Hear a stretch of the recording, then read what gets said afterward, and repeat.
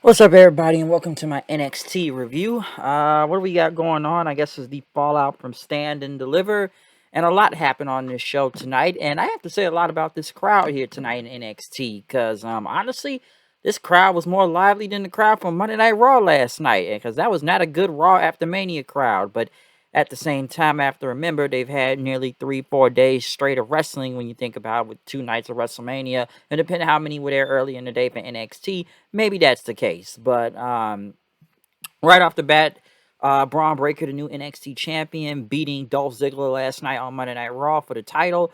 I talked about how, it was the biggest weekend for him, that he got to induct his dad and uncle, Rick and Scott Steiner, into the Hall of Fame. Um, Basically talked about he was not going to walk in here unless he had that NXT title to bring it back home, which then the fans started to chant, "We want Ziggler. No, we don't. We want Ziggler. No, we don't." Listen, fans are just not really feeling Breaker all the way as people think they are. Breaker's not bad, but he still has a way to go. But, a lot of people saying he's getting like that Roman push back in 2015 and pushing him to the moon, which they are pushing this guy to the moon. Like, it's already been said before, but you can see the fans don't even know if they really want to go with him. And that even when he had the title before, they weren't really with him all the way. And they're not really with him now. They rather see Ziggler again. I don't know how many people really want to see Ziggler like that. Well, they did. You saw what happened here. We want Ziggler. No, we don't. Chance, but fans are already don't. I don't know. They don't know what to do with him and that. And Breaker talked about how his high point, like I said, was inducting the Steiner brothers into the Hall of Fame, but his low point was not winning back the NXT title that weekend. But he talked about WrestleMania weekend, how he got to witness a whole bunch of stars from Bianca Belair, Becky Lynch, Kevin Owens, and Stone Cold Steve Austin at WrestleMania. And basically, he wants to headline WrestleMania one day. He said he wasn't going to leave Dallas without that NXT title, and he brought it back here from Dallas on the biggest Raw of the year, which I wish I could say that it was the biggest of the year. But he said he brought the title home to where it belongs. Next thing you know, Imperium came out with that very bad Imperium theme song. I can't believe they really changed that music. But as you see Imperium come out there, Walter basically challenged Breaker for the NXT title. So he is the ring general and whatnot, and he wants to fight, and he wants it tonight. Breaker basically said, "All right, you want to do it? Well, you got it. You got it tonight," and everything. Next, the Creed brothers came out there, which went to commercial. But by the time it came back on TV, basically they were already fighting. It became a match between the Creed brothers and Imperium. Not a bad match. I saw Bartel's eye was bleeding out there, but this wasn't a bad match. But for some reason, Fabian Aichner ended up walking out on Bartel. I don't know why. Is this the end of Imperium? I don't know. But the Creed brothers got the win. But right after they won, the people that messed up their locker room, these hooded, guys in hoodies and whatnot, basically took Imperium out from behind. Not Imperium, but the Creed brothers out from behind, and it ended up being now, I don't really know these guys. NXT UK's team Pretty Deadly, Sam Stoker and Lewis Howley. I think I probably heard their names once or twice. Maybe they're in commercials. But have I ever seen them? No, I don't know. But if they've been brought up to the current NXT, um, or whatnot, what is their names now? Elton Prince, and Kit Wilson. 'Cause I read about what they were in NXT before, but now, is this their new names, I guess? Yeah, Elton Prince and Kit Wilson. So I don't know much about them. Like I said, I've heard of them. I've heard their names, but I can't particularly say. I don't watch the UK show like that, okay? So I don't know. I really don't know. But maybe they are good. We'll see. Toxic Attraction talked about they were going to get their tag titles back tonight. Cameron Grimes came out there, the new NXT North American champion. Fans chanting, "You deserve it." And once again, they said, "No, you don't. You deserve it. No, you..." What, fans don't feel Grimes now all of a sudden? But he said, "We did it." He said his dad is smiling down on him because his boy did it. And stuff. But Grimes went on and talked about, how he fought hard to get to this title, climbing the ladder of success, and stand and deliver. That's what he did.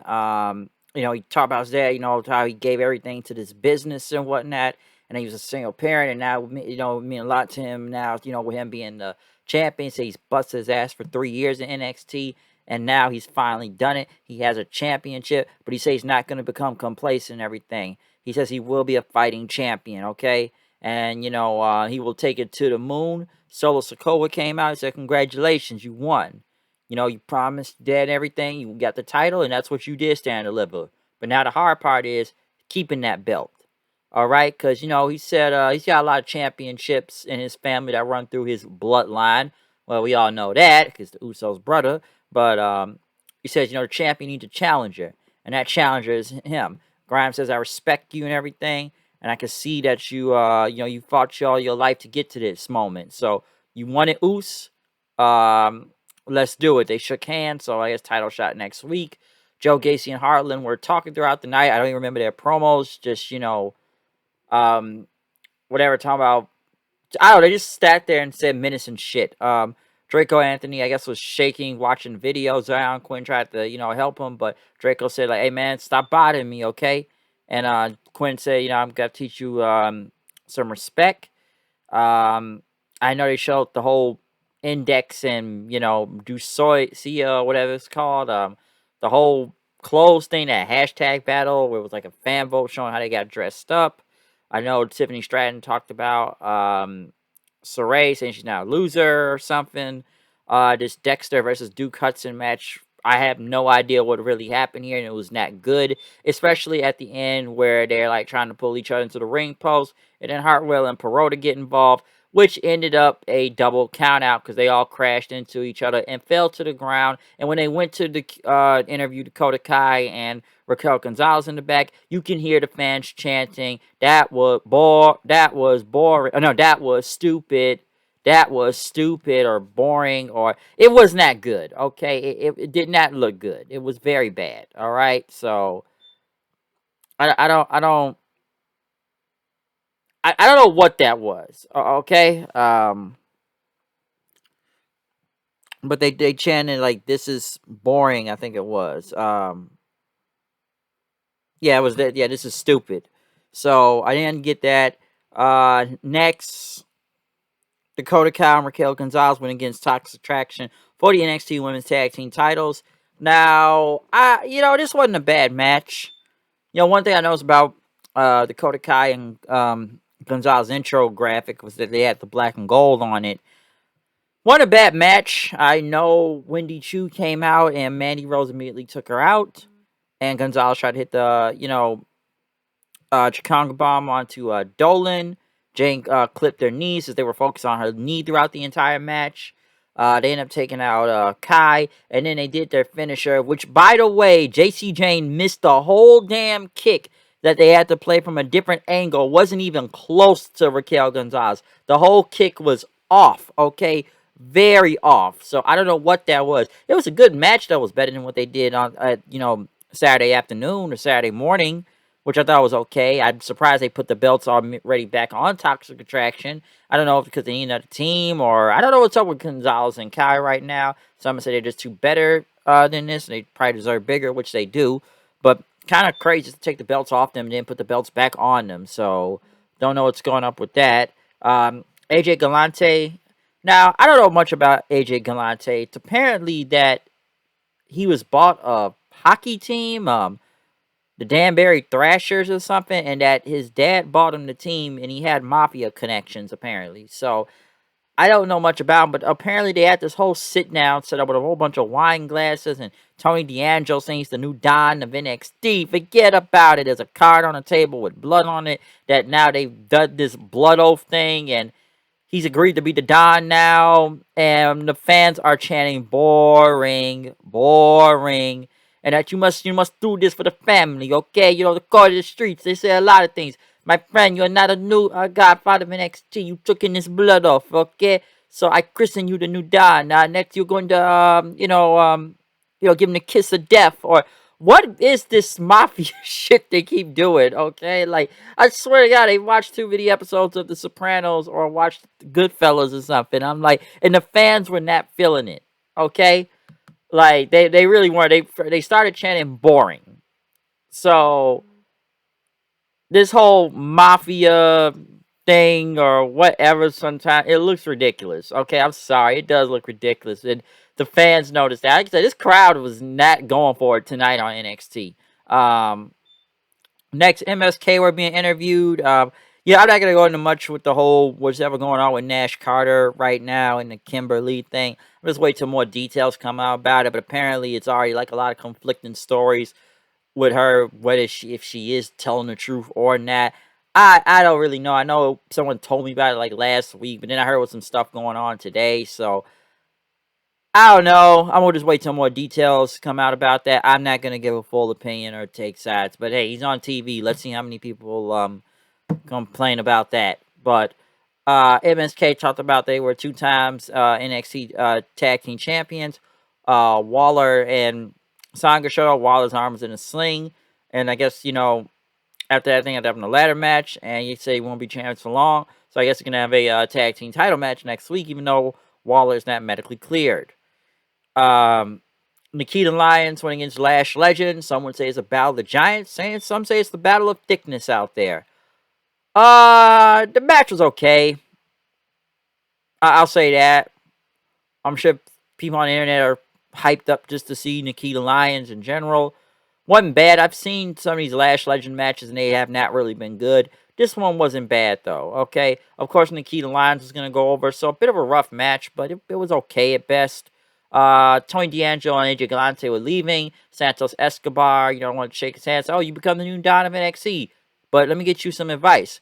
You stay out of Legato's business. Got it? uh, you know, uh, they would say, "Who is this guy?" So basically, two mafia-like groups. Okay, this is what we got now. We now have the Lucha Mafia and the regular Mafia, or some Mafia warfare in NXT. Forget about it. I don't know what's going on with that. Braun Breaker went against Walter for the NXT title. I don't know why they wouldn't save this for pay-per-view. I don't know why they wouldn't build this up. It was a very good match that the fans loved it also. I know apparently some people were chanting that my champion to Breaker or something like that. I don't know how true that is, but I don't know. I think fans, like I said, they were more with Walter than they were with Breaker out there. But Breaker did get the win clean. I was kind of hoping Imperium would have at least have DQ finish because listen, man, Walter, nobody just never really beats Walter. Like, they've had Walter be undefeated for so long and unstoppable. Like, it's very rare if you beat Walter. But, they got the rocket on ship to Breaker. So, yeah, he won over Walter clean.